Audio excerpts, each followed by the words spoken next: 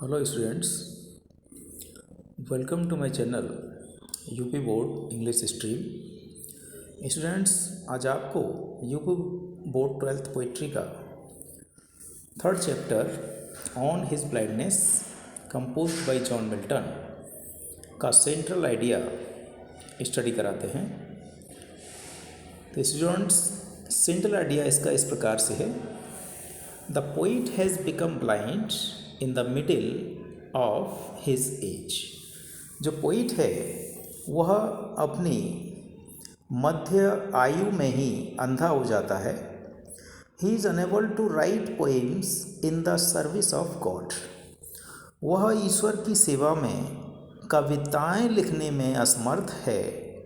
So he is very sad, इसलिए वह बहुत दुखी है।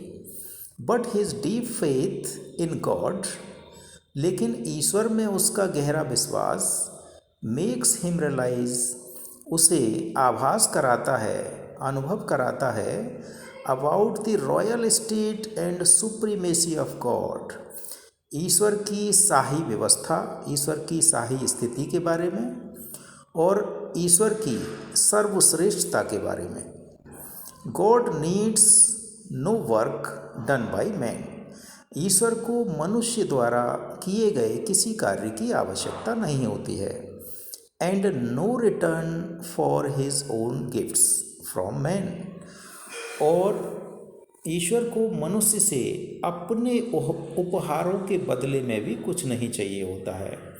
He has countless angels to serve him better than man, ईश्वर के पास मनुष्य से अधिक बेहतर सेवा करने के लिए, ईश्वर के पास मनुष्य से अधिक बेहतर सेवा करने के लिए असंख्य देवदूत होते हैं जो मनुष्य से बेहतर उसकी सेवा कर सकते हैं, मनुष्य से बेहतर उसके आदेशों का पालन कर सकते हैं।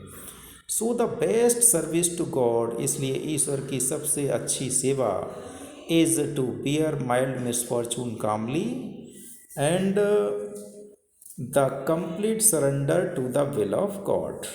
इसलिए ईश्वर की सबसे अच्छी सेवा क्या होती है? हल्के फुल्के दुख दर्दों को शांतिपूर्वक सह लेना और ईश्वर की इच्छा के प्रति पूरा समर्पण, ईश्वर की इच्छा के प्रति पूर्ण समर्पण और हल्के फुल्के दुख दर्दों को शांतिपूर्वक सह लेना ही ईश्वर की सबसे सच्ची सेवा होती है। तो स्टूडेंट्स, इसका अगर रेफरेंस देखा जाए इस पोएम का, तो इस पोएम का जो रेफरेंस इस तरह से लिखा जाता है, रेफरेंस इस प्रकार से है। These lines have been taken from the poem on his blindness composed by John Milton.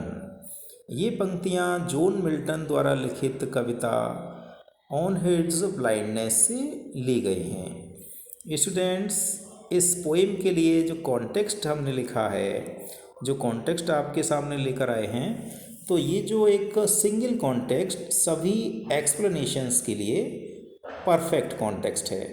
आप अलग अलग एक्सप्लेनेशन करने के लिए अलग अलग कॉन्टेक्स्ट लिखने की आवश्यकता नहीं है।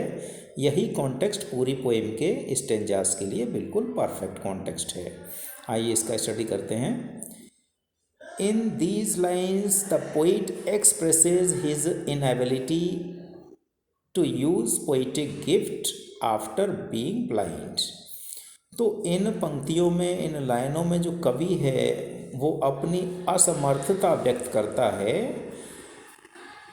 to use poetic gift after being blind, अंधा होने के बाद पोएटिक गुण का, कवित्व गुण का, कविता लिखने के गुण के प्रयोग की असमर्थता को व्यक्त करता है।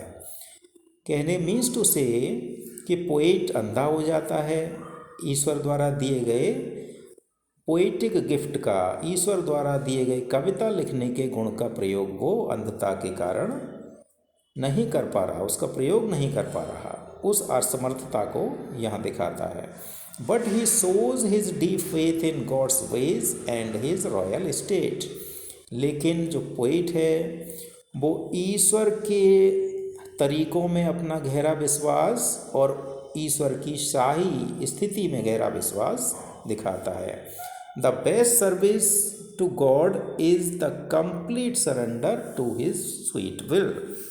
तो पोइट बताता है कि ईश्वर की सबसे सच्ची सेवा उसकी इच्छा के प्रति पूर्ण समर्पण होता है। यदि कोई व्यक्ति ईश्वर की सच्ची सेवा करना चाहता है तो ईश्वर की इच्छा के प्रति अपने आप को पूरी तरह से समर्पित कर दे, तो वही उसकी सबसे सच्ची सेवा ईश्वर के लिए होगी।